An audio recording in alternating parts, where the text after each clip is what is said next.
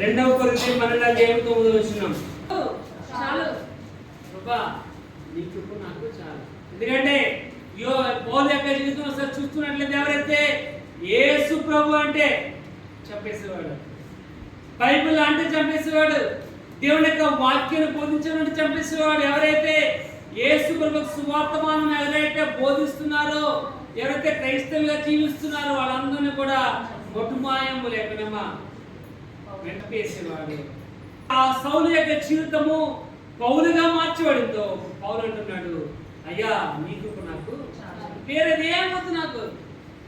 కింద వాళ్ళు రాయబడుచుంది, కాగా శక్తి నా మీద నిలుచుడు నిమిత్తము విశేషముగా నా బలహీనత యందే బహు సంతోషం. ఏంటన్నా నా బలహీనత యందే రాయబడుతుంది.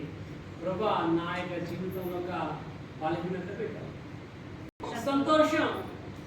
కాబట్టి మనము దేవునిలో కొనసాగాలి అంటే, దేవుని కొనసాగాలి అంటే సంతోషంలో సంతోషం ఉండడం కాదు, బలహీనతలో సంతోషం ఉండడం నేర్చుకోవాలి. బలహీనతలో సంతోషంగా, శోధనలో సంతోషంగా, నీ యొక్క జీవితంలో వచ్చిన ప్రత్యేక కష్టంలో సంతోషాన్ని ఎత్తుకోవాలి. రాయబడుతుంది, నా బలహీనత యందు నేను అతిశయపడుతున్నా అంటున్నాడు పౌలు. ఎందుకంటే యేసు ప్రభు తన యొక్క నడకను మార్చాడు. అప్పటి వరకు కూడా ఆ 9వ అధ్యాయం పుస్తకాల్లో రాయబడుతుంది, ఎవరు ప్రభు అంటే నిన్ను హింసించేవాడిని అంటున్నాడు ఆయన.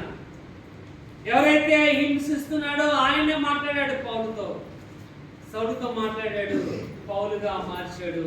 ఇప్పుడు అంటున్నాడు, నా బలహీనత యందు నేను సంతోషపడుతున్నాను, అదే నాకు అతిశయం. అతిశయం అంటే లేని దాని ఉందని చెప్పుకోవడం.